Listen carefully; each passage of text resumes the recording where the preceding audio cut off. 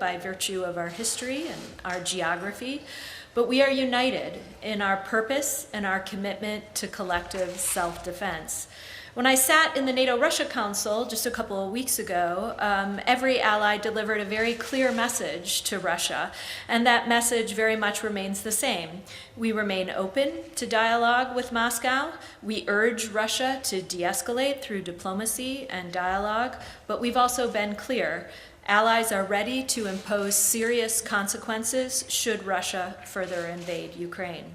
So that's the choice that Russia faces at the moment. It can choose the path of diplomacy that can lead to peace and security, or the path that will lead only to conflict, severe consequences, and international condemnation.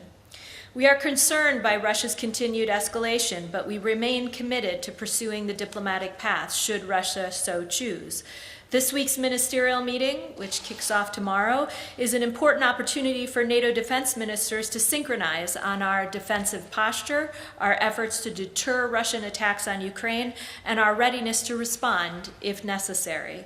The U.S. commitment to our allies and to Article 5 remains ironclad. In the past month, we've taken measured steps to reinforce NATO's eastern flank, and we will continue to closely coordinate with our allies and partners. We will also continue to abide by our North Star. Nothing about Europe without Europe, nothing about NATO without NATO, and nothing about Ukraine without Ukraine. Thank you. Okay, with that, we will take some questions. All right, right there in the back and to the left.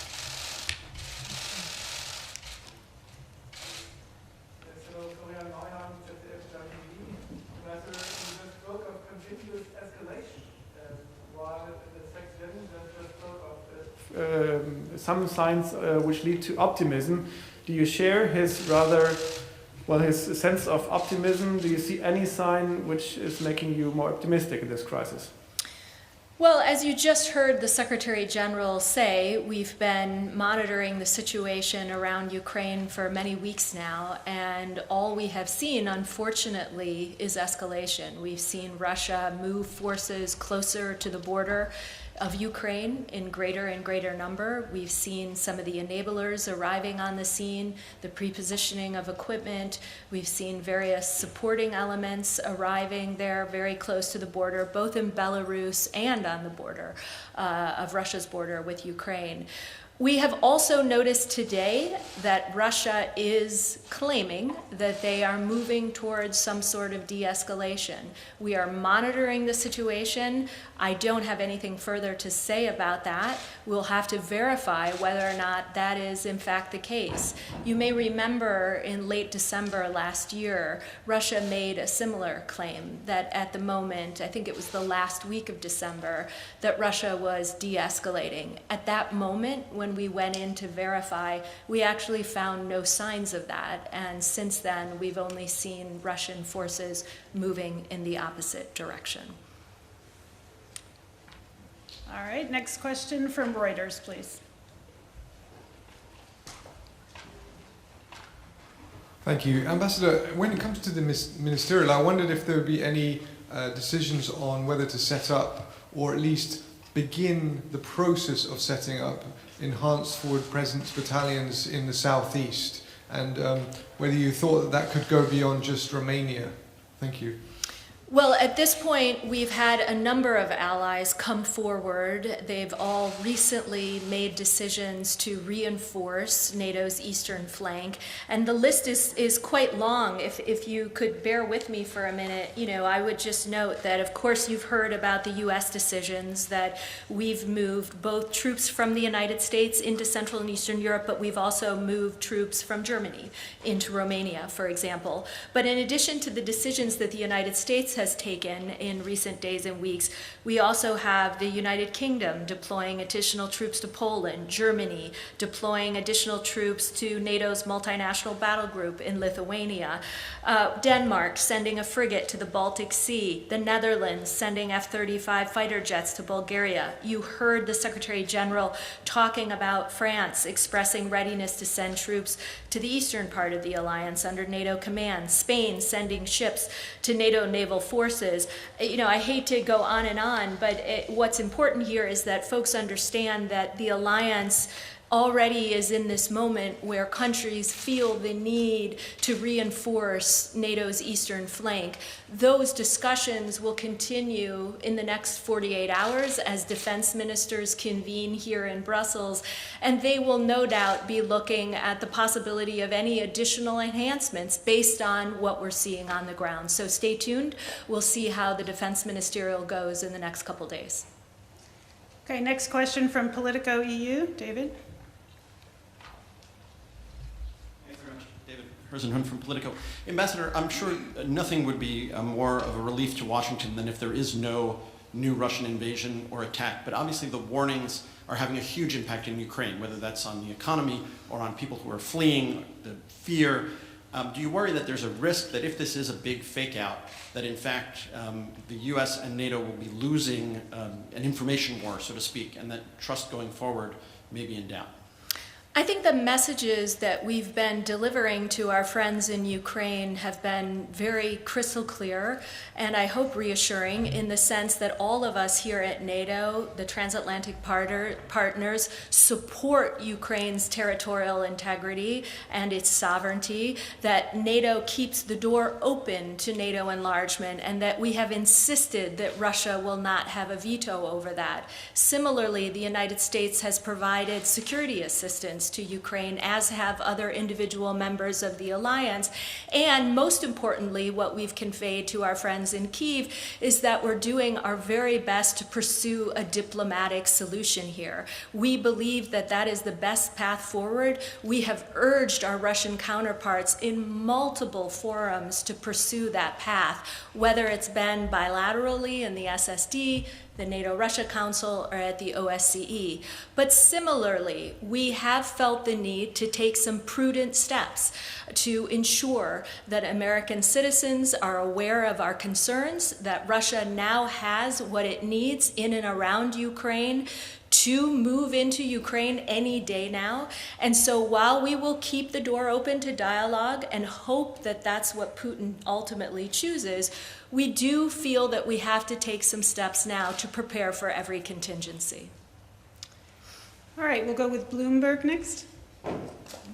Thanks. Natalia Drozdiak from Bloomberg. I just curious whether all NATO allies have share the same risk assessment that the U.S. has announced in recent days, that there could be an invasion as soon as this week, mainly because we've heard comments from senior EU officials in recent weeks that were maybe a bit more relaxed about the situation, but it's hard to tell whether that's opinion or actual based on intelligence. Thanks. Well, a couple of things on that. I can't speak to any discussions that are ongoing downtown at the European Union. I'll leave it to them and my American colleagues there to comment on what they're picking up. Here inside the NATO headquarters, I can tell you that we are all concerned about Russian actions in and around Ukraine, very concerned by not only the troop buildup, but the ways in which they're using disinformation right now to try and destabilize Ukraine from within. I don't see any divide among allies on this feeling of the urgency of the situation. And what the United States, but not just the United States, other allies have done this as well, is all of us have worked to try and share intelligence so that we can share a common sight picture and make the assessments together. And in that sense, I actually think the transatlantic cooperation has been very effective in the sense that we can sit down almost on a daily basis and assess events on the ground and then make decisions about the steps we might need to prepare again for any contingency. So for me, sitting inside this building, I see a tremendous amount of unity on that front, deep concern. All right, for the next question, the woman in the black and white striped shirt, Washington Post, I believe.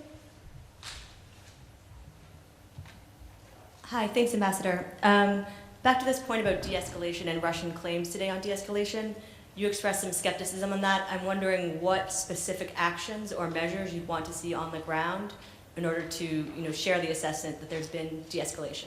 Thank you. Well, look, we know we've been able to watch quite closely in terms of what they're moving. And again, the Secretary General went into considerable detail about whether it's S-400s or jets or field hospitals, field kitchens. There's a whole list of things that, we've been watching them move ever closer to Ukraine's border. I think de-escalation is exactly that, and that means moving those troops, moving your force posture away from Ukraine's border, out of Ukraine. We've seen up to 30,000 troops moving into Belarus. Obviously, we would have to see much of that force posture shift for us to feel reassured about de-escalation. But again, I don't have much to share because these reports just came out. We'll assess the situation. We will work to try and verify and go from there. All right, other questions? All right, in the front here in the green jacket. Georgian TV company Rustavito Tamara Ntsubidze. Ministers will meet with Georgian and Ukraine defense ministers day after tomorrow. What will be main message, and also interesting about the Bucharest summit, that Georgia and Ukraine will be NATO members, and how important the relations and the partnership with Georgia? Thank you. Well, both Ukraine and Georgia are very important partners to this alliance. I think most of the members, all of the members, I think I can speak behalf on all members, understand the important relationship that we have both with Georgia and Ukraine. And in this moment, I think the messages will be pretty clear to our friends in Georgia and Ukraine that we support them, we respect their sovereignty, territorial integrity, and that, again, the door to enlargement is open. We made crystal clear in the NATO-Russia Council, all 4 long hours, that we are not prepared to discuss the open door policy with Russia. We are prepared to discuss other things. We've talked about arms control, transparency, risk reduction. But on open door, that message at 30, when we sat there with Grushko, could not have been clearer. We will maintain the commitments that we have on open door. And I think the statement that you heard at the summit last summer was an important reminder of how firm allies feel about the open door policy. All right, thank you very much. That concludes today's press conference. Thank you.